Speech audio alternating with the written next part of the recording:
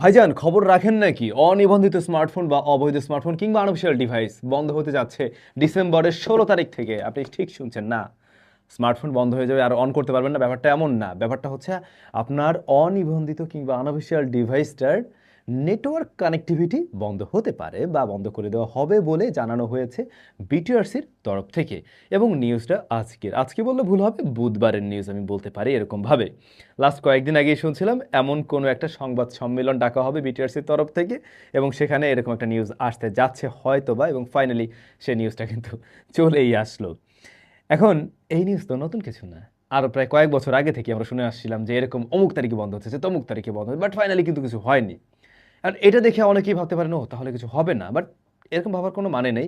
Government চাইলে অবৈধ smartphone any time NIR system যেটা আছে ওটার মাধ্যমে বন্ধ করা যায়। অলরেডি পাকিস্তানেও কিন্তু এই সিস্টেম চলে আরও বেশ কয়েক বছর আগে থেকেই।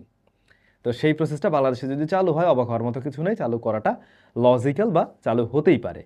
এখন গভর্নমেন্ট এটা যদি করে তাহলে সুবিধার কি, তাদের সুবিধা কি, আমাদের সুবিধাটা কি? গভর্নমেন্টের সুবিধা হচ্ছে যে রাজস্ব হারাবে না, যেটা এত বছর ধরে বা এতদিন ধরে হারিয়ে আসছিল অবৈধ পথে আসা স্মার্টফোনগুলোর ক্ষেত্রে। আর আমাদের সুবিধা ছিল তখন আমরা একটু ডিভাইসগুলো কম দামে কিনতে পারতাম, কারণ অফিসিয়াল ডিভাইসগুলোর দাম তো অনেক বেশি হয়ে থাকে, রাইট? সে ইভেন আপনারা যদি ফ্ল্যাগশিপ ফোনগুলো দেখতে চান সেগুলোর দাম তুলনামূলকভাবে অনেক বেশি হয়ে থাকে। তো সেই জায়গায় আমাদের একটা সুবিধা ছিল, এখন হয়তো সেই সুযোগ নাও থাকতে পারে যদি আসলেই ডিসেম্বরের 16 তারিখে বন্ধ করে দেওয়া হয়। যাই হোক, ওই প্রসঙ্গে আমরা একটু পরে আসি।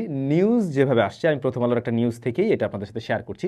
সেই সূত্র ধরে যদি বলতে চাই, ব্যাপারটা হয়েছে এরকম যে 16 তারিখ থেকে অনিবন্ধিত স্মার্টফোনগুলোকে বন্ধ করে দেওয়া হবে বা অবৈধ পথে আসা কিংবা আনঅফিশিয়াল ডিভাইস যেটাই বলেন না কেন সেগুলো বন্ধ করে দেওয়া হবে। এখন অলরেডি এক্সিস্টিং যে ডিভাইসগুলো রয়েছে, যেগুলো আপনি আমি হয়তো ব্যবহার করছি আনঅফিশিয়াল ডিভাইস কিনে, সেগুলোর কি হবে? এগুলোর তো বাপ মা নাই। এগুলোর যে কি হবে ভাই, এটা আমিও জানি না। আমি সেরকম কোনো তথ্য আসলে জানতে পারিনি ওই নিউজ থেকে। আবার এমনও কোশ্চেন থাকতে পারে যে আমরা কি এইগুলোকে রেজিস্টার করতে পারবো কিনা, সেরকম কোনো সুযোগ দেওয়া হবে কিনা। না, ওই নিউজ থেকে যেটা আমি জানলাম শুধুমাত্র ব্যক্তি মালিকানাধীন বা কোনো একজন ব্যক্তি যদি বাইরে থেকে একটা ডিভাইস কিনে নিয়ে আসে, সে চাইলে সেটাকে রেজিস্ট্রেশন করার মতো সুযোগ পাবে।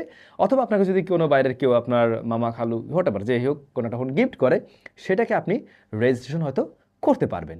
এরকম ব্যাপার স্যাপার আছে। কিন্তু এর বাইরে গিয়ে যে ফোনগুলো অলরেডি আপনি বাংলাদেশ থেকে কিনে ফেলছেন সেগুলো রেজিস্ট্রেশন করা যাবে কিনা কোনো তথ্য পাইনি, কিংবা পরবর্তীতে আসলেও আপনি কিনতে পারবেন বা কিনে সেগুলোকে রেজিস্ট্রেশন করতে পারবেন কিনা, এরকম কোনো তথ্য এখন পর্যন্ত জানা যায়নি। বাট আমার কি মনে হয় জানেন, সরকার যদি এরকম পদক্ষেপ নেয় ভালো, বাট অফিসিয়াল ডিভাইসের দাম কমা উচিত। আদারওয়াইজ আমাদের মতো আমজনতার জন্য অবস্থা খুবই খারাপ। দেখা যাক কি হয় আগামী 16 তারিখ।